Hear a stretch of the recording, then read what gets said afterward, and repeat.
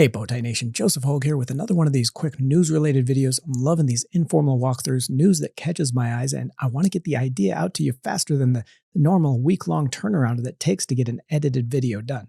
So I hope you're liking these. Let me know in the comments if you do. Two ideas this week, one that could see oil prices jumping to $200 and sending energy stocks soaring, and one entire stock market that could be about to boom. But first, as I mentioned a few weeks ago, I'll be speaking at the Blossom Investing Tour in New York and Chicago in October and having our first ever Let's Talk Money meetups. The Blossom event is going to be at the NASDAQ market site on the 3rd and then in Chicago at the SIBO on the 7th. But I'm going to update you in the next few weeks where the Bowtie Nation is going to meet earlier in the day. Until then, look for the special invite link in the description and join me on the Blossom Investing app. I just started using this a couple of years ago and love the app for getting ideas and sharing my own portfolio and seeing what everyone else is talking about. You're going to be able to join more than 400,000 investors in the social feed, along with getting some great ideas and insights on your own stocks. I've shared my portfolio in the app. It's totally free to download, so look for that link I'll leave in the description and check that out. Back to our first topic here. Energy stocks have been in the gutter lately, but news and the outlook lining up could make it the biggest surprise coming over the next year. We can see here in Fidelity sector data that the energy sector has been the third worst performing sector over the last year, down 2.6%. Really only four of the sectors in the red here against a market that is up 15% over the year. In some of these other sectors, tech stocks, information technology up 22%, consumer discretionary up 25%. So far underperforming the rest of the market. Here we see the 5-year chart on the West Texas Intermediate crude oil price, that WTI price for U.S. crude, right around $63 a barrel. Right now at around a 4-year low, really at the bottom of that support.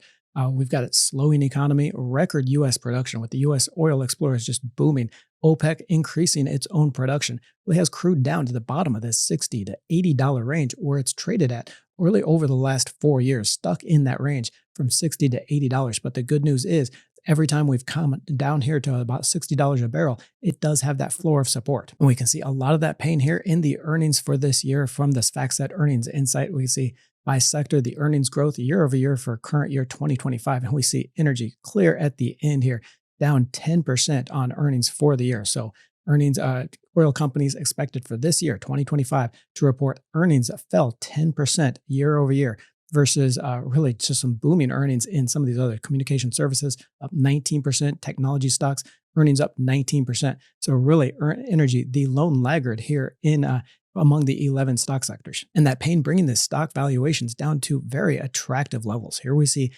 again, in FactSet earnings insight data, see the sector level forward 12-month PE ratio. So what this is, here in the dark blue bar is the current PE ratios on a forward basis. So they take the price of all the stocks in the S&P 500 within that sector, within tech stocks, within consumer discretionary, within energy stocks, clear out on the right here. They take the price of all those stocks in that sector, they divide it by the earnings that analysts say or forecast that those stocks or those companies are going to report over the next 12 months. It's a price to earnings ratio. Ratio tells you kind of how expensive stocks are on a historical basis, as well as against other sectors, against other stocks in their own industry. But we can see here, these PE ratios, these blue bar, dark blue bar is the current, green is that 10-year average. And we see almost every single sector here trading well above that 10-year average. Okay, stocks are very expensive on a historical basis here in the market right now, very expensive, maybe even in bubble territory, except for a couple of sectors, really except for only 2 sectors, healthcare and energy stocks trading at a discount to their long-term averages. Focus on energy here, we find a 14.6 times forward price to earnings. Okay, so right now investors are paying $14.60 for every dollar in expected earnings for energy stocks, that dark blue bar. Here we see the green bar, 14.9 10-year average. So we are actually at a discount right now on energy stocks. Now, of course, cheap doesn't make a stock a good buy, but there is news as well as just fundamentals lining up that could make these some very attractive investments over the next year. First, we see this $750 billion EU-US deal as part of the tariff negotiations. So the EU accepting or agreeing to buy $750 billion in energy exports from the United States over the next 3 years, about $250 billion worth of U.S. oil, natural gas, and even nuclear fuel per year over the next 3 years. Of course, a lot of economists, a lot of people in the industry saying, no way in hell that's going to happen because there just isn't enough export capacity in the U.S. and then not enough import demand in the EU to match that.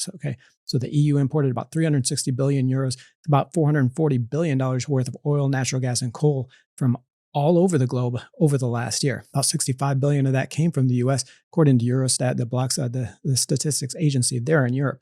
For the euro to bring this $250 billion worth of only US oil, natural gas, and fuels from the US alone, basically push out every other oil producer in the world. So from $65 billion to $250 billion, probably not going to happen, but it is going to be put a premium on US oil. It is going to support US exports, energy exports to the EU, and we could even see a premium of WTI US oil to Brent crude oil prices in globally. On top of that, also part of the tariff negotiations, we see a higher tariff rate on India because of its buying of Russian oil. Okay, the last few years after Russia moved in and attacked Ukraine, Russian oil has been sanctioned on the global market, so people aren't supposed to be buying Russian oil. Of course, it's finding its way into demand across the globe, but is selling at a discount. It's selling at about a 7 to 10% discount globally to global oil prices. Okay, so a lot of countries, China, India especially, are buying up that global that oil. Okay, analysts estimate India has saved at least $17 billion by increasing its imports from Russia since early 2022. Okay, right now the U.S. is saying no. If you continue to buy that Russian oil, we're going to slap higher import duties on you, higher tariffs on Indian products sold in the United States. And a lot of analysts are saying those higher tariffs are going to pretty much wipe out the savings that India gets from that Russian oil. Now, again, will they completely dissolve themselves or divorce themselves from Russian oil? Not likely, okay, because it would just push oil prices up too far.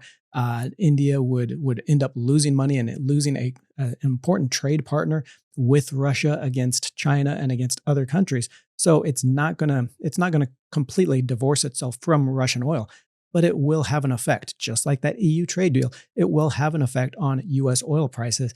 Some analysts saying that if they were to completely distance themselves from Russian crude, it could bring global oil prices up to $200 a barrel. Russian crude now accounts for about 40% of India's total oil purchases, from almost nothing before the war. So you can see really how India has really shifted its oil imports to Russia for that cheap crude oil. It's going to be a floor of support at that level. And all this other news and the fundamentals that I'm going to show you next are going to push oil up gradually or maybe very quickly after that. And that's because the fundamentals and the growth for U.S. oil companies is about to get a lot better. Okay, remember we saw that current year 2025 earnings growth, actually an earnings decline of 11% for U.S. oil companies. We also have those same companies losing 2.6% revenue for the year. Okay, so revenue growth current year 2025. Same type of chart here, sectors, revenue growth across the sectors. And we see that oil companies have booked 2.6% decline in their revenues over this year. But when we switch that to 2026 and just the easy comparables against this year, as well as better economic fundamentals, we see energy at the top of the list here. Here we see earnings growth for next year for 2026. And we see energy at 19%, forecasted 19% earnings growth over the 2026 period. That is the best of the 11 stock sectors.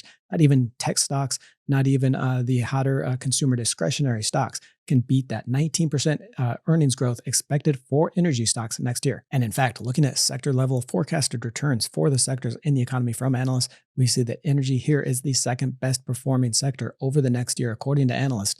Here we see what they did here. They took the target prices for all the stocks in each sector. Okay, so analyst targets across Wall Street for each stock in each sector here, compared it to the closing prices right now. And that gives them a forecasted return for the sector, for all the stocks in the sector and the sector as a whole.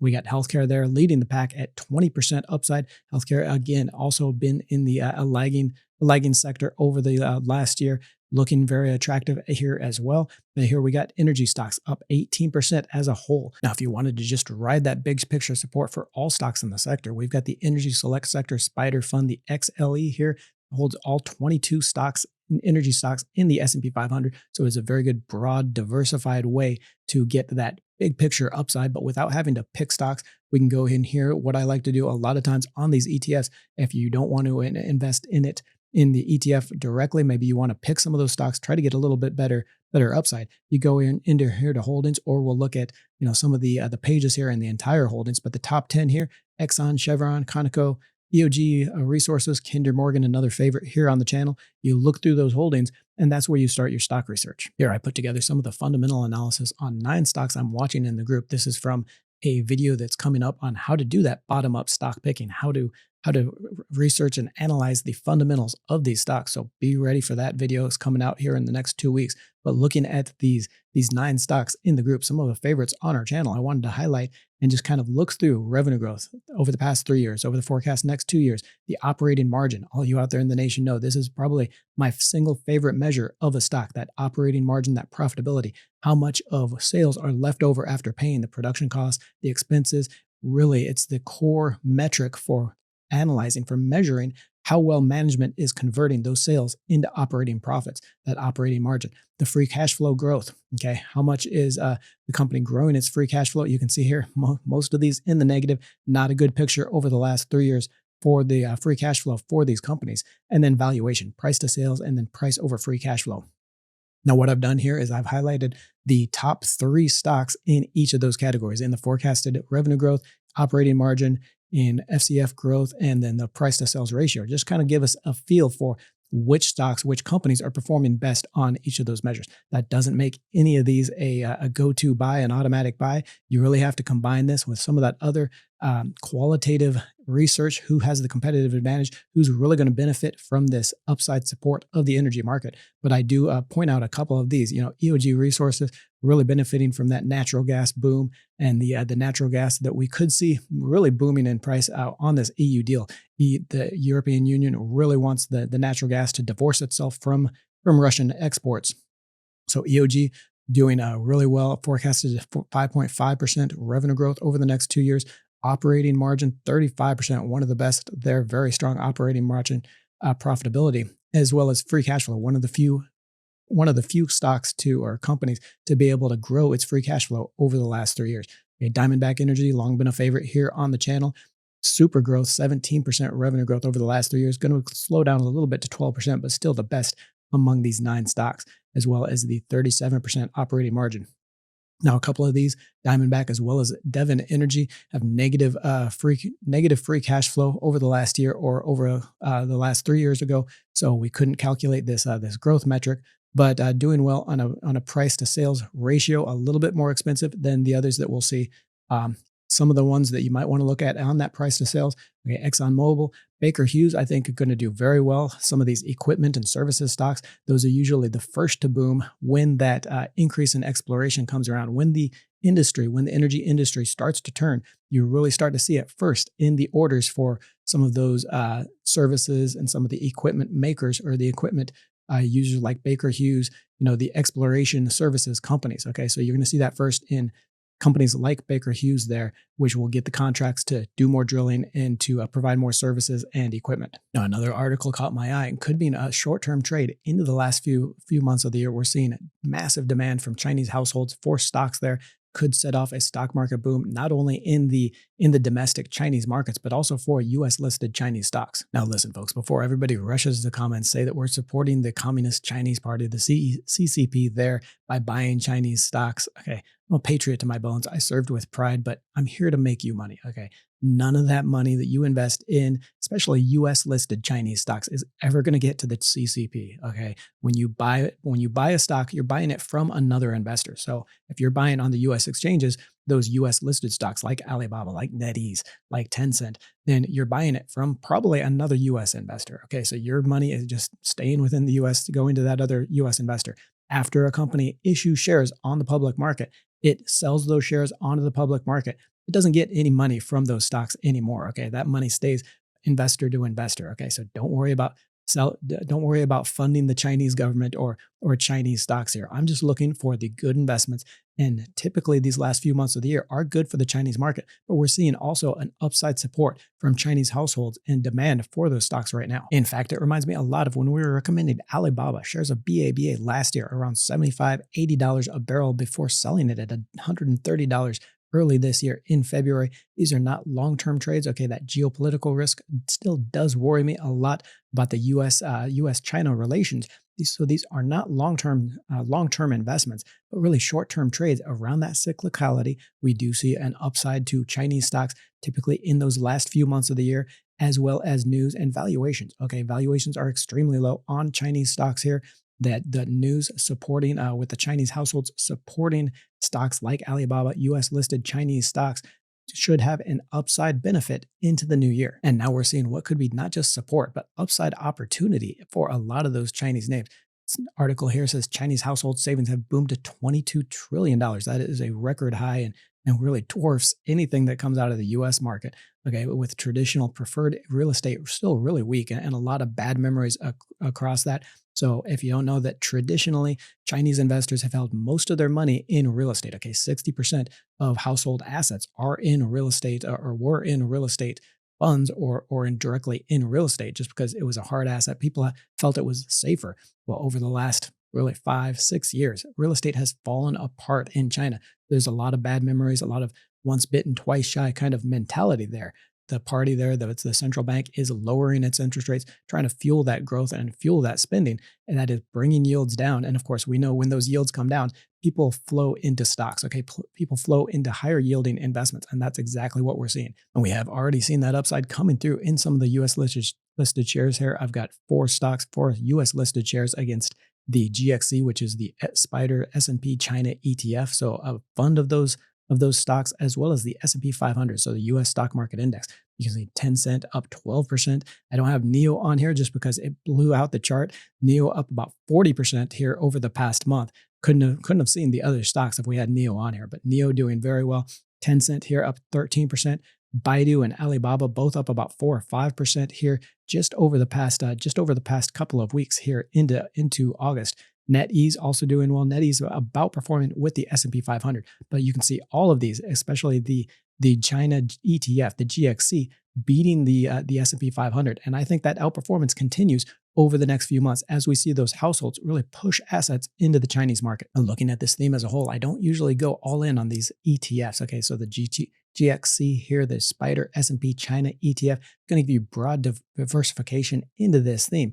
Don't normally like that approach because I want to pick the stocks that are going to do the best, but I can use this as a research into those stocks. One upside to this GXC fund and a lot of the other Chinese listed funds is it's going to give you access to stocks that you wouldn't have access to otherwise. Okay, if you're trading or if you're buying on the U.S. exchanges, going to be a lot of Chinese stocks that are going to benefit from this that don't have U.S. listed shares. So this GXC, some of these other Chinese ETFs, you're going to be able to get exposure to those stocks as well. But starting off here, if we go to the GXC page here for the State Street here and the GXC page, we can look at holdings and we can see all the holdings in that. Okay, we see the top 10 here as we saw there on Yahoo Finance. We see Tencent Holdings, Alibaba, Xiaomi, PDD Holdings, a lot of those stocks with US listed shares. But if we click here to download all holdings, here we can see all the stocks held in that GXC, that Chinese fund. And this is a massive fund. We can scroll down. There is more than 1,000 stocks held here in that GXC fund. Okay, so this is going to give you a lot of stocks not trading on the U.S. exchanges, a lot of exposure to some of those other stocks. But it can also be a great way to start your research into some of these other stocks. Some of my favorites here would be Tencent, would be Alibaba, and PDD Holdings, that pin duo. My reasoning here is that these consumer names, okay, these are going to be top of mind for households, for investors, that whole household spending, putting their savings now in equities, into stocks, that's going to go into the most recognizable brands. And those most recognizable brands are those consumer goods companies, those retailers, those consumer names like Tencent, like Alibaba, and like PDD Holdings. Join me on the Blossom Investing app with a special invite link in the description and see what's in my portfolio. Don't forget to join the Let's Talk Money community by tapping that subscribe button and clicking the bell notification.